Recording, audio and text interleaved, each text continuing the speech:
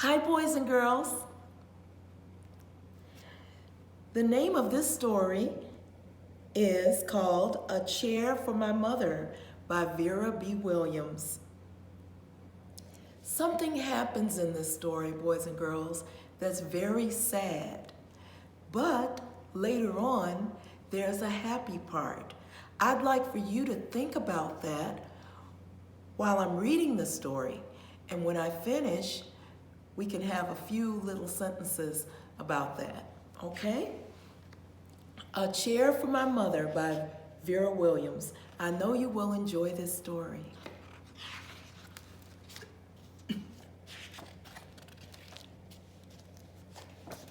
This is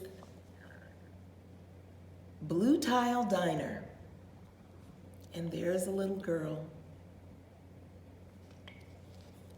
My mother works as a waitress in the Blue Tile Diner. After school, sometimes I go to meet her there. Then her boss, Josephine, gives me a job too. I wash the salts and peppers and fill the ketchups. One time, I peeled all the onions for the onion soup. When I finish, Josephine says, "Good work, honey," and pays me.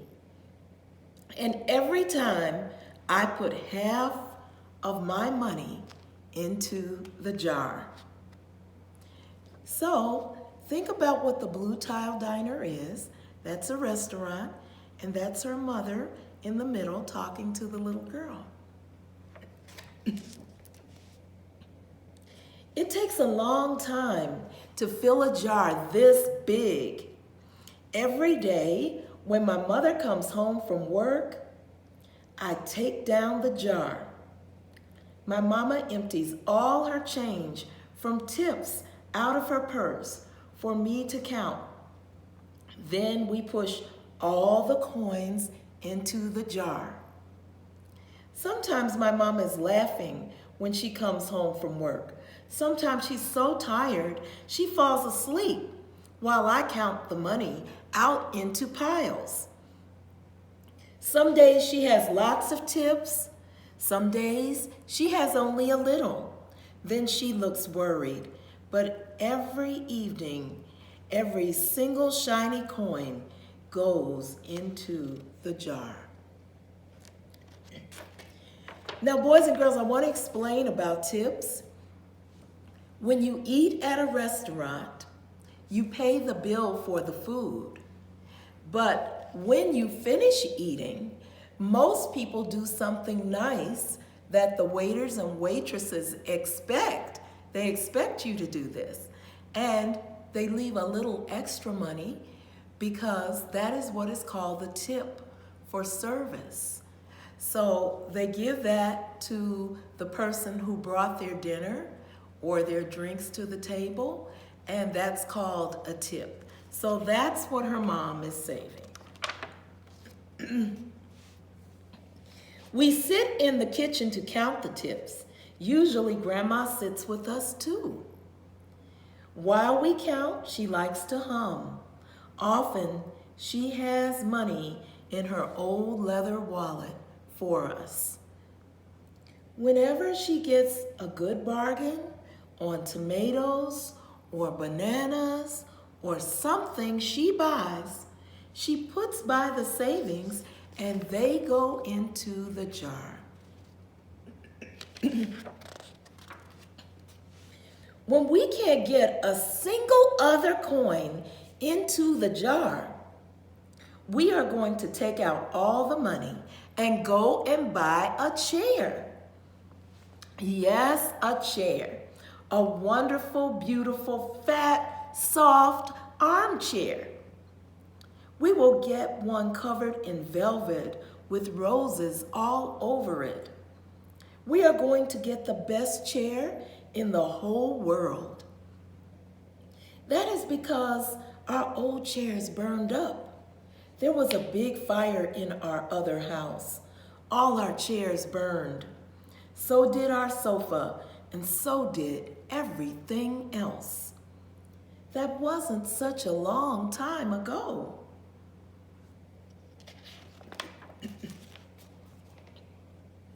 My mother and I were coming home from buying new shoes. I had new sandals, she had new pumps. We were walking to our house from the bus. We were looking at everyone's tulips. She was saying she liked red tulips, and I was saying I liked yellow ones. Then we came to our block.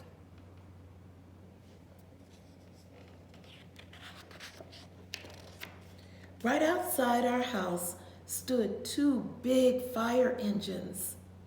I could see lots of smoke. Tall orange flames came out of the roof. All the neighbors stood in a bunch across the street.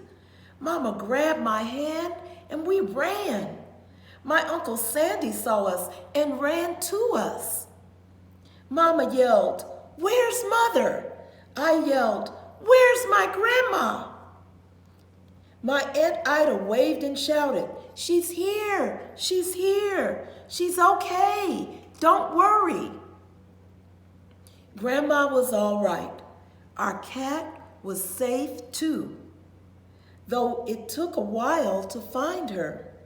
But everything else in our whole house was spoiled.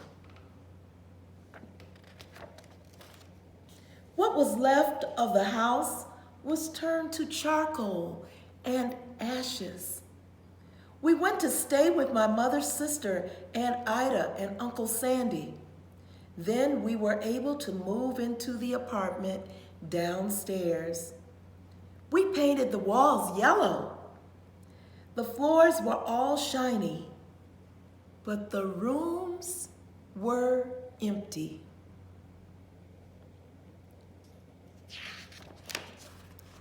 The first day we moved in, the neighbors brought pizza and cake and ice cream, and they brought a lot of other things too. The family across the street brought a table and 3 kitchen chairs. The very old man next door gave us a bed from when his children were little.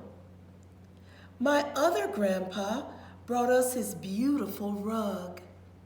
My mother's other sister, Sally, had made us red and white curtains. Mama's boss, Josephine, brought us pots and pans, silverware, and dishes. My cousin brought me her own stuffed bear. Everyone clapped when my grandma made a speech. "You are all the kindest people," she said, "and we thank you very, very much.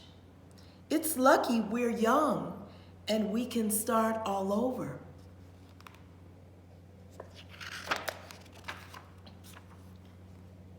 That was last year, but we still have no sofa and no big chairs. When Mama comes home, her feet hurt. "There's no good place for me to take a load off my feet," she says.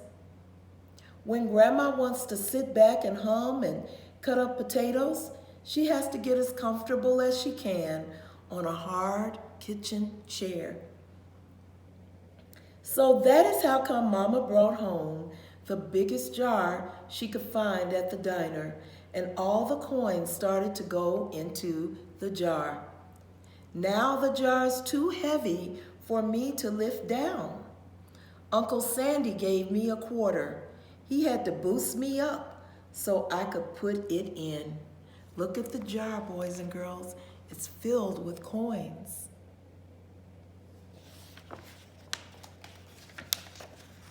After supper, Mama and Grandma and I stood in front of the jar. "Well, I never would have believed it, but I guess it's full," Mama said. My mother brought home little paper wrappers for the nickels and the dimes and the quarters. I counted them all out and wrapped them all up. On my Mother's Day off, we took all the coins to the bank. The bank exchanged them for $10 bills. Then we took the bus downtown to shop for our chair. We shopped through 4 furniture stores. We tried out big chairs and smaller ones, high chairs and low chairs, soft chairs and harder ones. Grandma said she felt like Goldilocks and the 3 Bears trying out all the chairs.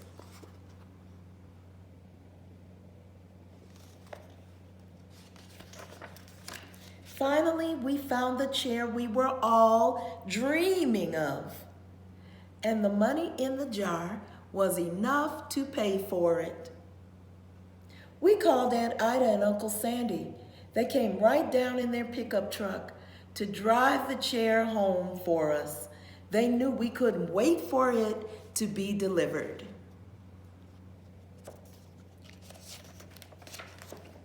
I tried out our chair in the back of the truck. Mama wouldn't let me sit there while we drove, but they let me sit in it while they carried it up to the door.